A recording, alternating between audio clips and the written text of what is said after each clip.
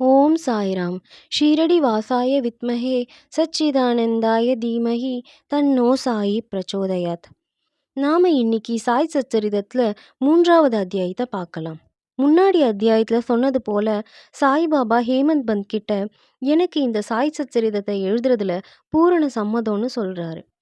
நீ பயப்படாம எழுது, உன்னுடைய கடமையை செய், என்னுடைய லீலை மீது நம்பிக்கை வை. என்னுடைய லீலை எழுதப்பட்டால் அறியாமை அகலும். என் லீலையை கவனத்துடனும் பக்தியுடனும் கேட்டால் உலக வாழ்க்கை உணர்வு தணிந்து பக்தியும் அன்பும் வலிமை பெறும். என்னுடைய லீலையில் மூழ்கினால் ஞானம் எனும் முத்து கிடைக்கும். இவ்வாறு சாய்பாபா சொல்ல இந்த நூலில் ஆசிரியரான ஹேமந்த் பந்த் மிகவும் மகிழ்ச்சி அடைகிறார். தன்னம்பிக்கை பிறக்கிறது, என்னுடைய பயம் நீங்கியதுன்னு சொல்றாரு. ஒருவன் அன்புடன் என் நாமத்தை சொன்னால் அவனின் ஆசை பூர்த்தியாகி பக்தி அதிகமாகும். அதை நான் செய்வேன். என் லீலை நிகழ்ச்சி பாடுபவன் முன் பின் எல்லா திக்குகளும் அவனை சூழ்ந்து இருப்பேன், பாதுகாப்பேன்னு சொல்றாரு. என்னிடம் உள்ளத்தையும் உயிரையும் ஒப்படைத்த பக்தர்கள் என் லீலையை கேட்டு மகிழ்ச்சி அடைவார்கள்னு சொல்றாரு. என் லீலையை நம்பிக்கையுடன் பாடினால் எல்லையற்ற பேரின்பத்தை தருவேன் அப்படின்னு சொல்லியிருக்காரு. பூரண சரணாகதி விஸ்வாசத்துடன் வணங்குபவர்களுக்கு நான் விடுதலை தருகிறேன்.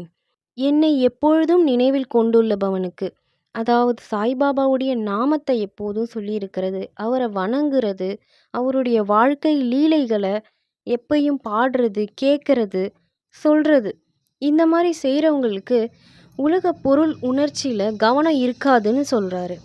அவர்களை நான் சாவின் பிடியிலிருந்து இழுத்திடுவேன்னு சொல்லியிருக்காரு. என் கதையை கேட்டால் எல்லா நோயும் விலகும்னு சொல்கிறாரு. என்னுடைய லீலைகளை மரியாதையுடன் கேட்டு என்னை தியானம் செய்து என்னை கிரகிச்சு இருக்கிறவங்களுக்கு மகிழ்ச்சி கிடைக்கும், திருப்தி கிடைக்கும், இதற்கான வழி தெரியும்னு சொல்கிறாரு. அகம்பாவம், பெருமை இதையெல்லாம் விட்டுட்டா மன அமைதி அடையும் அப்படின்னு சொல்றாரு. சாயி சாயி என்னும் நாமத்தை சொல்லும்போது பாவமெல்லாம் கரைந்து விடும், பாவமெல்லாம் போயிடும்னு சொல்லியிருக்காரு. கடவுள் அடியவர்களுக்கு இல்லைன்னா பக்தர்களுக்கு வேலைகளை பிரித்து தராரு. அதாவது ஒரு சில பேருக்கு கோயில் கட்டுறதுக்கு இல்லை மடத்தை கட்டுறதுக்கான வேலையை தருவார். சில பேருக்கு புண்ணிய தீர்த்தத்துக்கான படிக்கட்டுகளை கட்டுறதுக்கான வழியை தருவார். சில பேருக்கு ஆண்டவனோட புகழை பாடுறதுக்கான வேலையை தருவார். சில பேருக்கு க்ஷேத்ராடன யாத்திரை போகிறதுக்கான வேலையை தருவார். இதனை போல ஹேமந்த் பந்த் என்ன சொல்கிறாருன்னா, எனக்கு இந்த சச்சரிதம் எழுதுறதுக்கான ஒரு வேலை கிடைத்திருக்கு, ஒரு பாக்கியம் கிடைத்திருக்கு. இதுக்கு நான் தகுதியானவன் இல்லை, ஆனால் இது ஒரு கடினமான வேலை, இதை செய்கிறதுக்கு சாய் அருளே தேவை அப்படின்னு சொல்கிறாரு. சாய்பாபா என்னுடைய அகங்காரத்தை அகற்றிவிட்டு அவரே தான் இந்த நிகழ்ச்சியை எழுதுறாரு, அதனால இதனுடைய பெருமை எல்லாம் அவரையே அடையும்னு சொல்றாரு. ஆண்டவனுடைய அருள் எப்படிப்பட்டதுன்னா, ஊமையை பேச வைக்கும், முடவனை நடக்க வைக்கும்.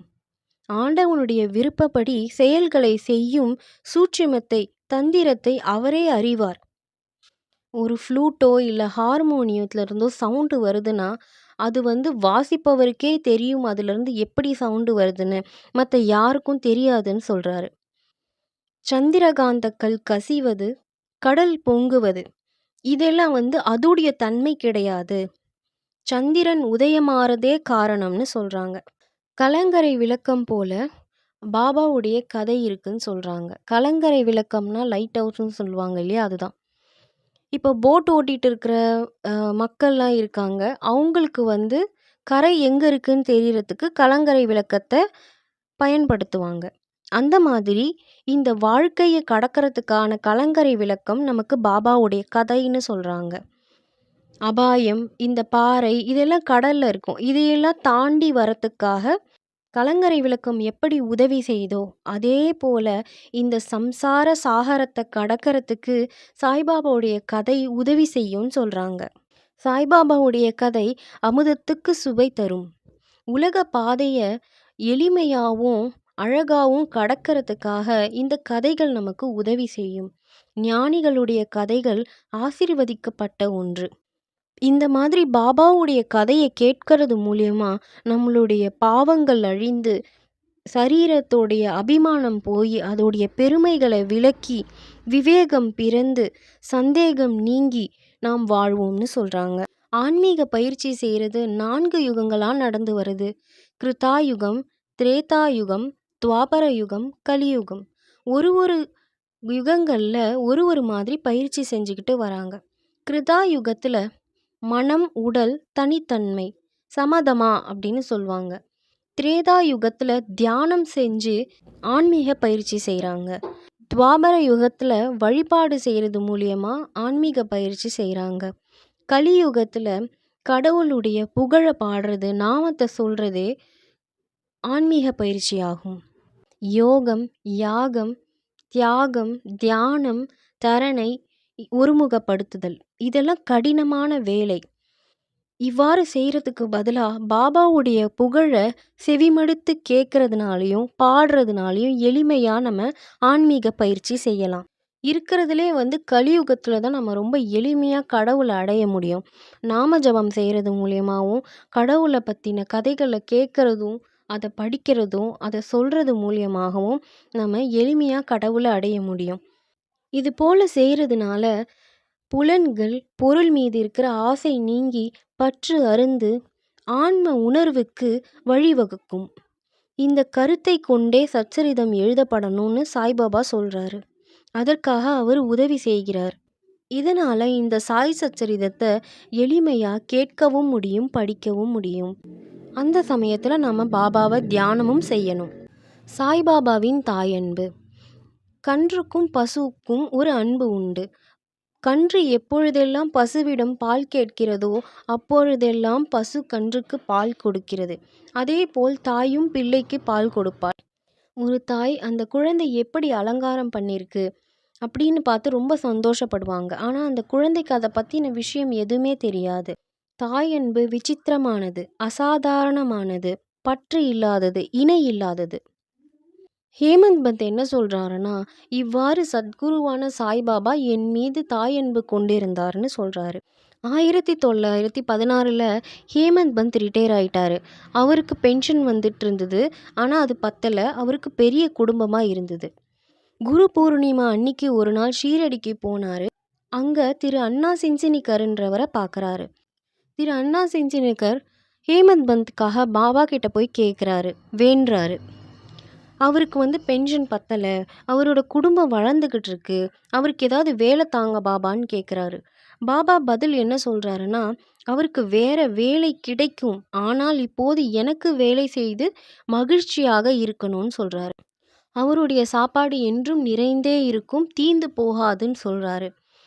அவருடைய கவனம் எல்லாத்தையும் என் மீது திருப்பி நாஸ்திகர், மதப்பற்று இல்லாதவர்களிடமெல்லாம் இருந்து விலகி அடக்கமாக பணிவாகவும் எல்லோரிடமும் இருந்து உள்ளத்தாலும் உயிராலும் என்னை வணங்க வேண்டும்.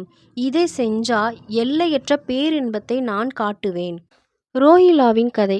எல்லோரையும் அரவணைக்கும் சாயன்பு இந்த கதையில நம்ம பார்க்கலாம். ரோஹிலான்னு ஒருத்தர் இருந்தார். அவர் ரொம்ப ஹைட் அண்ட் வெயிட்டாக இருப்பார். அவர் ஷீரடிக்கு வந்தார். சாய்பாபா மேலே இருக்கிற அன்புனால அங்கேயே தங்கியிருந்து இரவும் பகலும் டெய்லியும் கலிமான்னு சொல்லுவாங்க. குரானில் ஸ்லோகங்கள் மாதிரி இருக்கும், அதை சொல்லுவாராம். எப்படி சொல்லுவாருன்னா சவுண்டாகவும் கொடூரமாகவும் சொல்லுவார் அப்படின்னு சொல்கிறாங்க. அப்புறம் அல்லாஹு அக்பர்னு சொல்லுவார். அல்லாஹு அக்பர்னா கடவுள் பெரியவர் என அர்த்தமாகும். இதையும் அவர் கத்தி கத்தி சொல்லிட்டு இருப்பார். ஷீரடியில் நிறைய பேர் வயல் வேலைக்கு போயிட்டு நைட்டு வரும்போது ரோஹிலா கத்துறதை கேட்டு அந்த இரைச்சலை கேட்டுட்டு நைட்டு அவங்களால தூங்க முடியாமல் கஷ்டப்பட்டுக்கிட்டு இருந்தாங்க. இது அவங்களுக்கு மிகுந்த தொல்லையாக இருந்தது. கொஞ்ச நாள் அவங்க பொறுத்திருந்தாங்க. அதுக்கப்புறமா இதை தாங்க முடியாமல் அவங்க சாய்பாபா கிட்ட போய் சொல்கிறாங்க, இவர் இப்படி கத்திக்கிட்டே இருக்காரு, இவரை கொஞ்சம் நிறுத்த சொல்லுங்க பாபான்னு சொல்லி வேண்டிக்கிட்டாங்க. பாபா மக்கள் சொல்கிற எதையும் கேட்கல. மக்களை திட்டி உங்கள் வேலையை நீங்கள் கவனிங்க, ரோஹிலாவை ஏன் கவனிக்கிறீங்கன்னு சொன்னார். அப்புறம் ரோஹிலாக்கு சாந்தி பீன்னு ஒரு கெடுதலான மனைவி இருக்கா, அவள் உள்ளே வர முயற்சி செய்கிறா. அதனால ரோஹிலாவுக்கும் எனக்கும் தொந்தரவு செய்ய பார்த்தா. ஆனால் ரோஹிலா பிரார்த்தனை செய்கிறத பார்த்துட்டு உள்ளே வர அவள் துணிச்சல் இல்லை.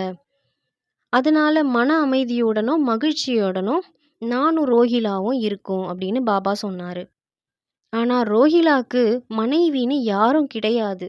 பாபா மனைவின்னு சொல்றது துர்புத்தி, அதாவது கெட்ட எண்ணங்களை தான் அப்படி சொல்றாரு. கடவுள்கிட்ட சத்தமா இந்த மாதிரி வேண்டுறது, சத்தமா பிரார்த்தனை செய்யறது பாபாவுக்கு பிடிச்சிருந்தது.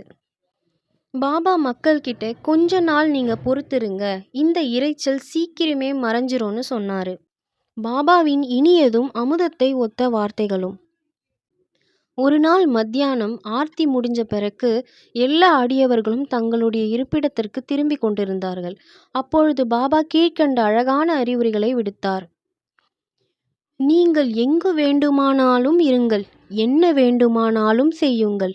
ஆனால் இதை நன்றாக ஞாபகத்தில் வைத்துக் கொள்ளுங்கள். நீங்கள் செய்வது அனைத்தும் எனக்கு தெரியும். நானே அனைவருடைய அந்தரங்க ஆட்சியாளரான இதயத்தில் அமர்ந்து இருக்கிறேன்.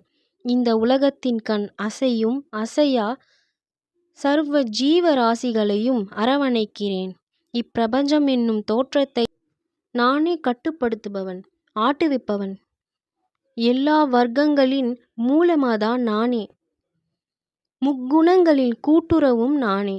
நானே எல்லா உணர்ச்சிகளையும் உந்துபவன், படைப்பவன், காப்பவன், அழிப்பவனும் நானே. என் பால் கவனத்தை திருப்புபவனை எதுவும் துன்பம் விளைவிக்காது. ஆனால் மாயை என்னை மறந்தவனை ஆட்டி உலுக்கும். எல்லா பூச்சிகள், எறும்புகள், கண்ணுக்கு தென்படுபவை, அசையக்கூடிய அசைய முடியாத உலகம் எல்லா என்னுடைய உடம்பு அல்லது உருவமாகும். இத்தகைய அழகான விலைமதிப்பற்ற மொழிகளை கேட்டு இனிமேல் என் குருவை தவிர வேற யாருக்கும் நான் பணிவிடை செய்ய போவதில்லை என்று என் மனதில் நான் தீர்மானித்தேன்னு ஹேமந்த் பந்த் சொல்றாரு. அண்ணா சிஞ்சனேக்கர் கிட்ட சாய்பாபா ஒரு பதில் சொல்லியிருக்காரு.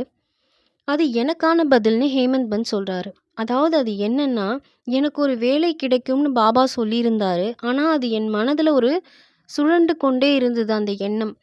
எதிர்காலத்தில் அது எனக்கு கிடைக்குமா அப்படின்னு சொல்லிட்டு. அதே போல் எனக்கு எதிர்காலத்தில் ஒரு அரசாங்க வேலை கிடைத்தது. குறுகிய காலம் மட்டும் அந்த வேலையை நான் செய்தேன். அதுக்கப்புறமா சுதந்திரம் அடைந்தேன். என் குரு சாய்பாபாவிடம் சேவைக்கு என்னை பூரணமாக சமர்ப்பித்தேன்னு சொல்கிறாரு. ஹேமந்த் பந்த் பின்வருமாறு சொல்கிறாரு. இவ்வத்தியாயத்தை முடிக்கும் முன்பாக பல்வேறு இடைஞ்சல்களான தூக்கம், சோம்பல், மனது அலைதல், உணர்வுகளுடன் உறவு இவற்றை விட்டொழித்து விட்டு தங்களுடைய முழுமையும் சிதைவுமற்ற கவனத்தை சாய்பாபாவின் கதைகளுக்கு அளிக்கும்படி இந்நூலை பயிர்வோரிடம் நான் வேண்டிக் கொள்கிறேன். அவர்களது அன்பு இயற்கையானதாக இருக்கட்டும். பக்தியின் இரகசியத்தை அவர்கள் அறியட்டும். மற்ற பல சாதனைகளை புரிந்து களைப்படைய வேண்டாம். ஓர் எளிய மருந்தை அவர்கள் பற்றட்டும். அதாவது சாய்பாபாவின் கதையை கேட்டு இது அவர்களின் அறியாமையை அழித்து அவர்களுக்கு முக்தி நல்கும். ஓர் உலோபி பல்வேறு இடங்களில் தங்கினாலும் தன்னுடைய புதைக்கப்பட்ட செல்வத்தையே சதா நினைத்துள்ளவனாக இருப்பதைப் போல சாய்பாபா நம் அனைவரின் உள்ளமெனும் அரியாசனத்தில் வீற்றிருக்கட்டும். அடுத்த அத்தியாயத்தில் சாய்பாபாவின் ஷீரடி விஜயத்தை பற்றி கூறுகிறேன் இப்படின்னு ஹேமந்த் பந்த் நம்மக்கிட்ட சொல்கிறாரு. ஸ்ரீ சாயியை பணிக. அனைவருக்கும் சாந்தி நிலவட்டும். ஓம் சாய்ராம். இந்த வீடியோ உங்களுக்கு பிடிச்சிருந்ததுன்னா லைக் பண்ணுங்கள், ஷேர் பண்ணுங்கள், கமெண்ட் பண்ணுங்கள், சப்ஸ்கிரைப் பண்ணுங்கள். ஓம் சாய்ராம்.